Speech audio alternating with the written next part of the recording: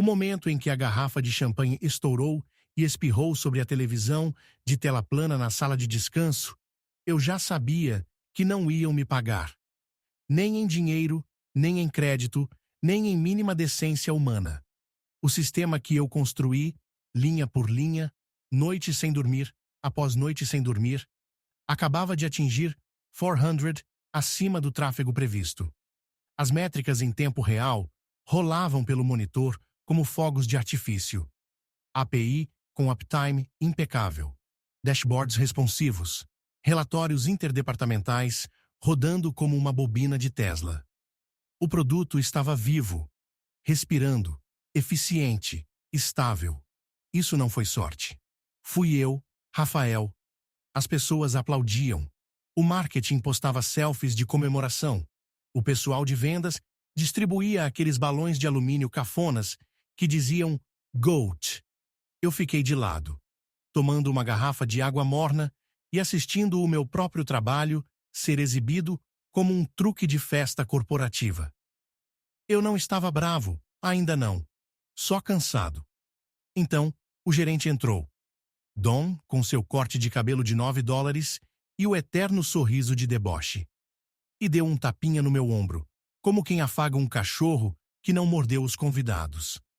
Ei, rapidinho, disse ele, como se fosse um detalhe sem importância. O teu bônus não vai passar nesse ciclo. Coisa de política interna, sabe? Você entende, né? Eu pisquei. Política? É, os níveis superiores estão apertando os bônus pós-lançamento. Não é pessoal. Ele já virava as costas enquanto falava. Não é pessoal. Como se os meus fins de semana cuidando de falhas de banco de dados não fossem pessoais. Como se a cláusula que eu negociei no contrato de licenciamento, linha 13. 2. Subseção D. Condição de retenção por terceiros, não fosse pessoal. Como se o sangue no meu café não fosse pessoal.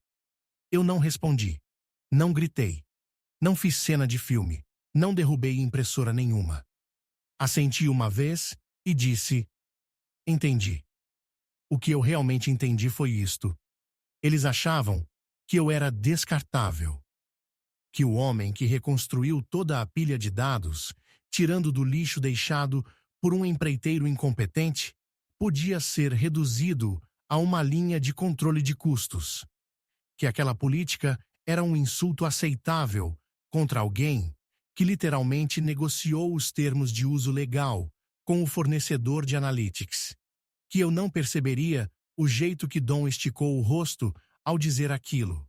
Que eu simplesmente continuaria aparecendo com um sorriso, como mais uma engrenagem da máquina que eu mesmo construí. Voltei para minha mesa. O barulho da sala diminuiu, como se alguém tivesse baixado os agudos da realidade. Minha caixa de entrada estava lotada de parabéns e de pode entrar rapidinho numa call. Pedidos. Todos queriam algo. Métricas, gráficos, provas de que o sistema era real e não apenas fumaça e espelhos. Eu dei tudo o que pediram, sem ironia na voz, sem atrasos nas entregas. Mas algo dentro de mim se encaixou. Não era raiva, nem vingança, ainda. Era um entendimento calmo e clínico. Agora eles estavam usando um sistema, cujo status legal de operação dependia de uma única linha no contrato que ninguém além de mim se deu ao trabalho de ler. E aquela linha tinha uma condição: o meu vínculo empregatício. Então, quando Dom me deu aquela não resposta e saiu andando, como se eu devesse agradecer por ainda ter um crachá, ele não estava apenas me negando um bônus. Ele estava puxando o pino da granada que eu mesmo enterrei na fundação da plataforma preciosa deles. Tudo o que eu precisava fazer agora era deixar a gravidade seguir seu curso. Eu não contei a ninguém. Não fui ao RH, não mandei mensagem para nenhum advogado. Apenas abri minha pasta criptografada, achei o PDF, destaquei a cláusula e fiquei olhando para ela por um bom tempo.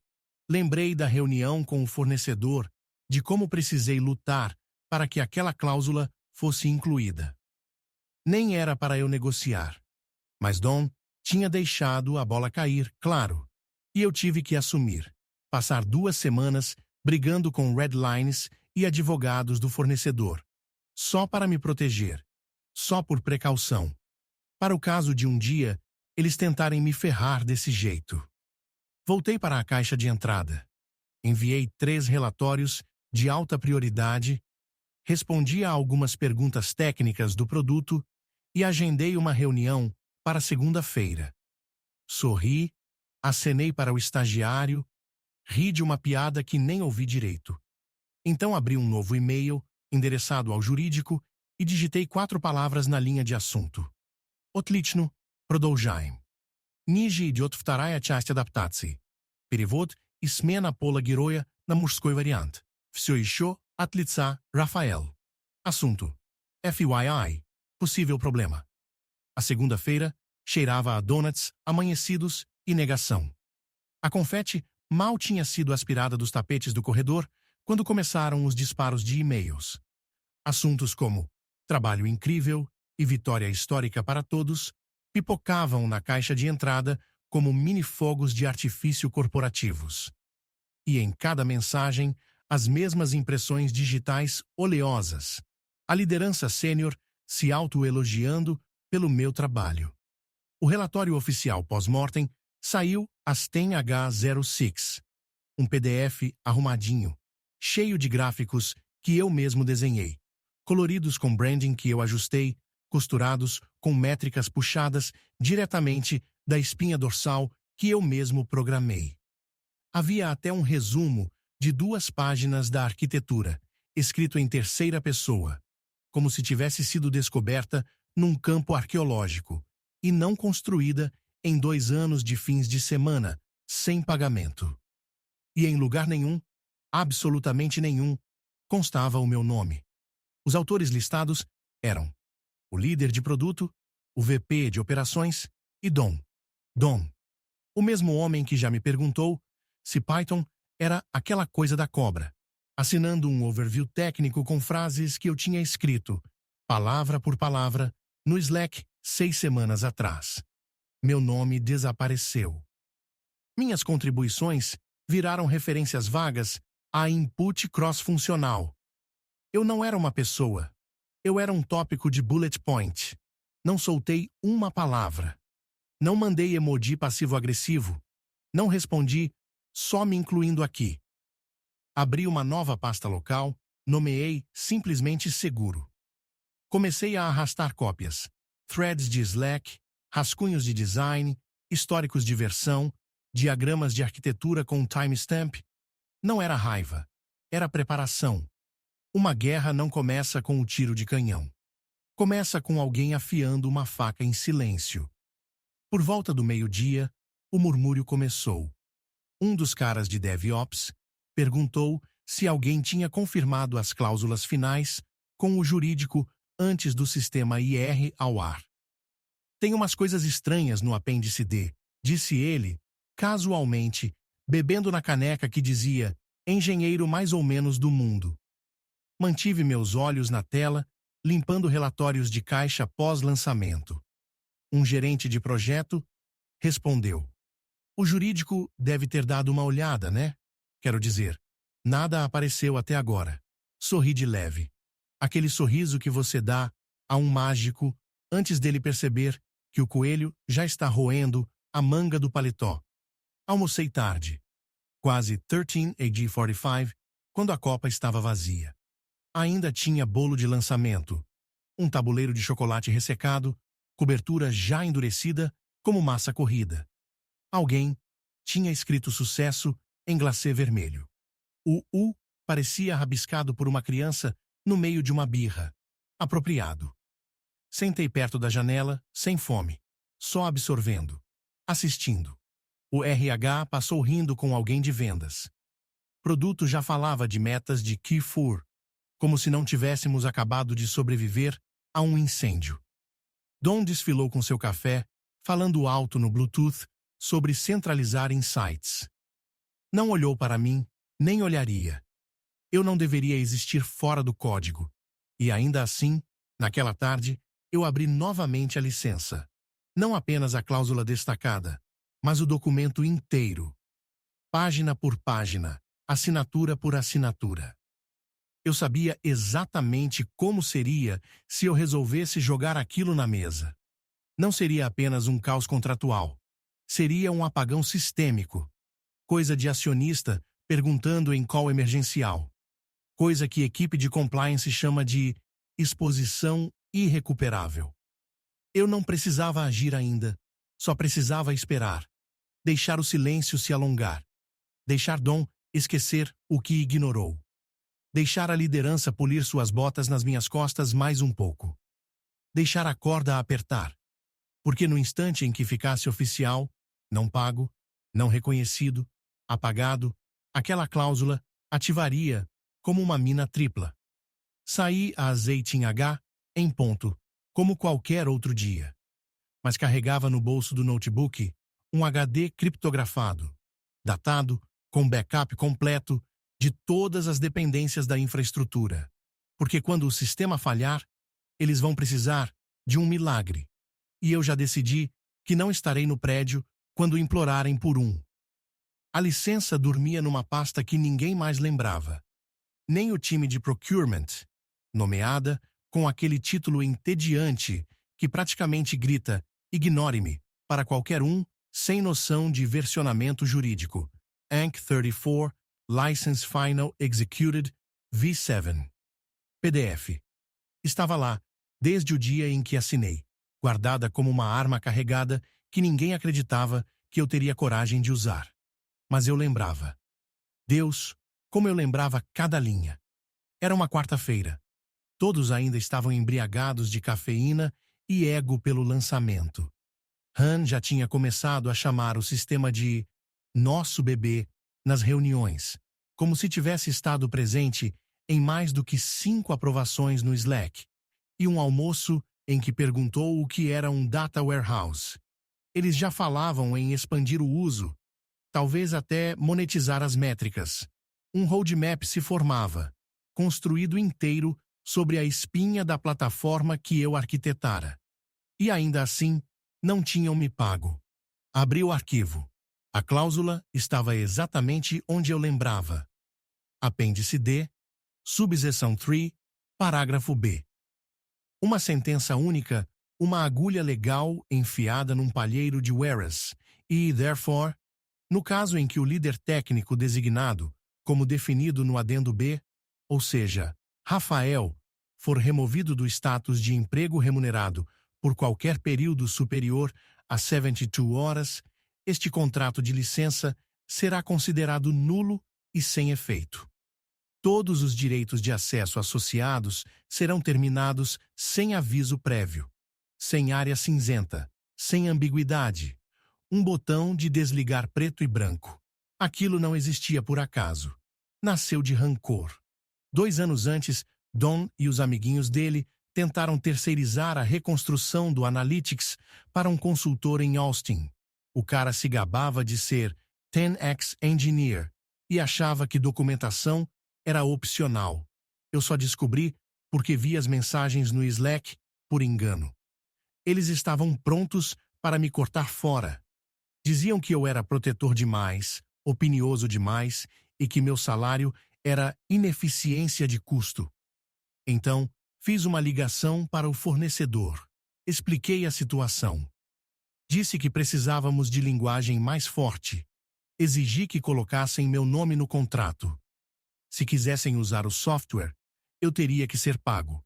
Não apenas empregado, remunerado. Eu quis garantir que nunca pudessem me apagar em silêncio. E agora, lá estávamos nós, em cima de uma mina jurídica com os 2 pés. Minimizei a janela, tomei um gole de café e abri o Outlook. Rascunhei uma nova mensagem para o jurídico interno. Sem drama, sem tiros de aviso, apenas 4 linhas. Assunto: FUI, possível problema. Oi, Rebecca, trazendo você para a conversa sobre a licença de Analytics, especificamente o apêndice D. Pode haver implicações de compliance caso a estrutura de compensação atual não esteja alinhada. Anexo contrato. PDF, assinatura original, Datado. Deixei o documento falar por si. Cliquei em enviar. Sem alarmes, sem sinos. Mas, no instante em que aquele aviãozinho azul voou, o jogo inteiro mudou. O primeiro sinal foi o silêncio. Não a ausência de barulho, mas aquele silêncio direcionado, calculado, que se espalha em bolsões, silêncio fabricado. Na manhã de quinta-feira, o jurídico puxou Dom para dentro da conversa. Eu sei disso porque Rebecca, nossa advogada principal, me colocou em cópia no e-mail. Um pedido breve, educado, buscando esclarecimentos sobre a estrutura da licença de Analytics. Seguindo sobre o apêndice D, ela escreveu, com a calma cirúrgica de quem prepara um bisturi. Dom não respondeu de imediato. Nem depois que ela reforçou, pedindo só confirmar alinhamento de compensação para garantir conformidade da licença. Ele deixou o e-mail sem abrir por 6 horas. Eu observava seu status no Slack oscilar entre ativo e em reunião, a bolinha verde piscando como batimento cardíaco. Então, algo curioso aconteceu. Me removeram do canal de DataOps, sem aviso, sem explicação. De repente, eu estava lendo uma thread sobre integração de endpoints, e no instante seguinte, vi a tela fria. Você não tem mais acesso a este workspace. O mesmo rolou com o convite da Daily. Sumiu do calendário. Só percebi quando vi uma notificação de compartilhamento de tela da reunião em que eu deveria estar. Piscou, desapareceu. Eles estavam me isolando. Dom provavelmente achava que era estratégico. Conter o estrago, diminuir minha exposição, começar a reestruturar sem confronto direto. Talvez pensasse que, se me privasse de acesso, eu desistiria, sumiria em silêncio, como tantos outros arquivados pelo RH. Mas, em vez disso, abri uma planilha nova. Dependências críticas. Analytics V36. E comecei a listar tudo. Dashboards de vendas diárias, alimentados pelo meu pipeline. Relatórios de churn do board. Dependentes dos meus scripts em Python. Monitoramento de operações em tempo real, correndo nos meus streams Kafka. Ferramentas de forecast do CFO, baseadas nos modelos que implantei. Transformações de data warehouse, agendadas nos cron jobs que programei durante uma nevasca em fevereiro, enquanto Don fazia home office reclamando do Wi-Fi ruim. Na hora do almoço, já eram 43 sistemas. Ao fim do dia, 68. À meia-noite, 92. Cada linha tinha descrição, timestamp, dono e condição de falha. Adicionei uma última coluna. Ponto de ruptura, sem licença. Spoiler. Quase todos cairiam em até 72 horas de uma auditoria. A jogada de Dom não era só arrogante, era suicida.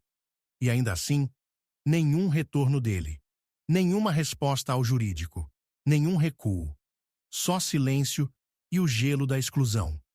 Eles apostavam que eu sairia calado, que eu não tinha provas, que eu não seria rancoroso, nem poderoso, nem protegido o suficiente para puxar o gatilho.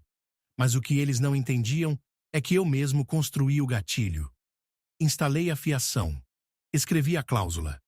Não precisava gritar. Não precisava invadir sala de reunião com pastas e rancor. Tudo o que eu precisava fazer era esperar. A sexta-feira começou com backups, exporte de logs, mapas de dependência, tudo criptografado, chave guardada offline. Eu não queria vingança. Eu queria provas. Se viessem rastejando, eu queria ter o poder de dizer não. Se viessem atacando, eu queria poder destruí-los em 3 cliques. O fogo ainda não os alcançava, mas a fumaça já vazava pelas frestas. A reunião não estava no calendário de ninguém. Sem título, sem pauta, sem aviso. Apenas toques de ombro discretos do jurídico. Rebecca puxando meia dúzia de nomes para a sala de conferências C, como quem monta um júri antes da sentença. Lá dentro, Dom, vermelho e entediado. Uma pessoa do RH mascando chiclete como se fosse pep rally de escola. Um analista de finanças recém-formado, com cara de que preferia estar em qualquer outro lugar. Rebecca sentou-se à ponta, laptop aberto, dedos entrelaçados, como oração ou como juíza, pronta a condenar. Eu não fui convidado, claro, mas não precisava estar lá. Eu já sabia qual arquivo estava aberto na tela dela. O apêndice D. A forca. Rebecca tinha lido. Tinha realmente lido. Entendido o que Dom nunca percebeu. A licença não era formalidade. Era contrato vivo. Era pulso. E o coração, esse era eu. Ela começou calma.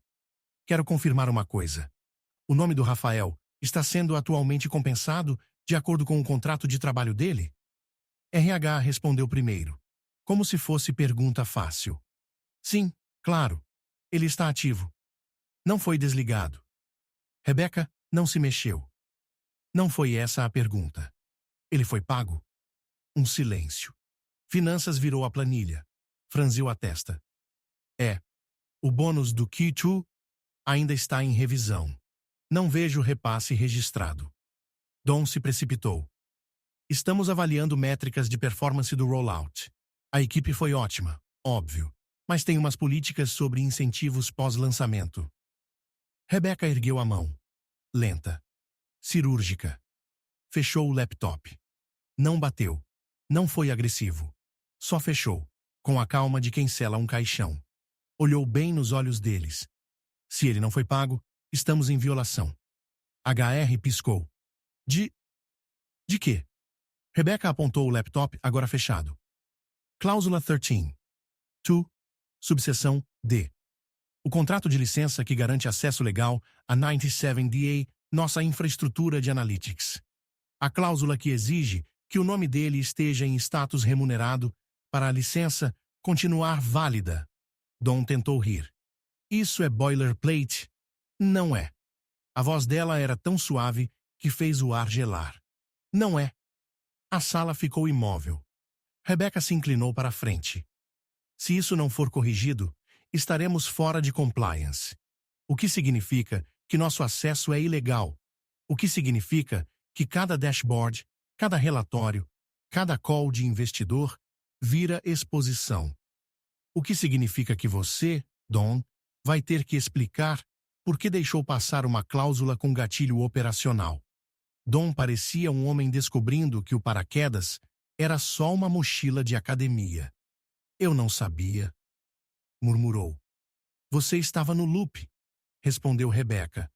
Você assinou o congelamento do bônus. O estagiário de finanças pigarreou. Achamos que era padrão. Rebecca cortou seco. Não é padrão, é negligência. Silêncio pesado. Então ela se levantou. Vou escalar isso para o CEO. Se ele não for pago até o fim do dia, estaremos em violação. E terei que notificar o conselho externo e o time de compliance do fornecedor. Parou na porta, sem virar o rosto. E, se acham que é blefe, deviam ler o resto do contrato. Ele escreveu a maior parte.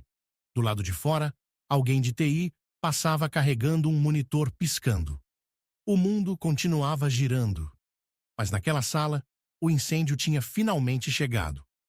Começou com um e-mail perdido. 03 a dia 12 da madrugada. O relatório automatizado de reconciliação global de vendas não chegou à caixa do CFO. Sem bounce, sem log de erro. Apenas sumiu. A 03, AD 34, um estagiário no fuso da Costa Leste, mandou mensagem com aquele pânico inocente que só estagiário consegue ter. Ei, os dashboards caíram, ou eu que sou burro. A 04H00, o chat de DevOps, era zona de guerra. Ninguém conseguia acessar o cluster de Analytics. Logs limpos. Nenhum deploy noturno. Nenhum alerta de infra. Mas as chaves da API devolviam 403S do fornecedor. Então, apareceu a mensagem. Não minha. Não do jurídico. Do próprio sistema. License Unrecognized Contact Account Holder. Era a cláusula. O apêndice D, erguendo o dedo, do meio, para todos eles, porque não tinham me pago. A 0645, a caixa postal de Don já estava cheia. O inbox dele também. E provavelmente a alma. As pessoas rondavam a porta dele como crianças espiando incêndio de vizinho. Eu assistia tudo da Copa, pés na mesa, tomando café queimado, na caneca rachada que dizia "Data never sleeps". Irônico. Eu não estava rindo, nem sorrindo. Eu apenas existia, presente, calmo, um fantasma na máquina. Às 07:30, a bomba estourou no jurídico. O jurídico passou a bola para Rebeca. Rebeca não me chamou. Não precisava. Às 08h02, eu a vi pelo vidro, na porta do CEO, pasta preta na mão. Falava rápido, baixo, pálida, mas firme. O CEO primeiro pareceu confuso, depois preocupado, depois imóvel. Às 08h15, a reunião de emergência foi convocada. Nada de Zoom, nada de calendário. Somente presencial. O título do convite, urgente. Eu não fui chamado, de novo. Mas meu nome já estava na sala. Don tentou girar a narrativa. Claro que tentou. Disse que era falha técnica. Problema de handshake com o fornecedor. Rebeca deslizou o contrato pela mesa. Apontou. Cláusula 13. 2. Subseção D. Rescisão em caso de status não remunerado do líder técnico designado. O CEO perguntou. Isso é real? Rebeca apenas assentiu. Ele ainda está na folha? Finanças balançou a cabeça. Don tentou falar. Foi calado com um gesto. Eu, ainda na copa, tomava meu café, devagar. Alguém de marketing chorava mordendo uma barrinha de cereal. Segunda notificação apareceu nas telas. Pipeline suspenso por violação de licença. Você podia sentir o pânico se infiltrando nas paredes, porque aquilo não era bug. Era compliance. Era exposição. Cada relatório, cada métrica, cada projeção pronta para call de investidores, agora era, legalmente falando, lixo. Eles podiam me demitir? Podiam. Só não podiam mais rodar a empresa depois disso. Abri o laptop. Dei refresh. Assisti o mundo deles congelar. E terminei o café. Estava até mais gostoso que o normal. A sala estava cheia, mas ninguém respirava. Nem quando Rebeca abriu a pasta preta, nem quando estalou a caneta, aquele clique que sempre soava como tiro de advertência, nem quando recitou a cláusula como padre lendo sentença no cadafalso. Apêndice D, cláusula 13. 2. Subseção D, disse ela, sem olhar para o papel, mas mirando direto em Don. Encerramento, no caso de status não remunerado, do líder técnico designado. O projetor desligado, as cortinas fechadas. Sem slides, sem enfeite, só papel impresso e os batimentos acelerados de executivos pisando em mina terrestre.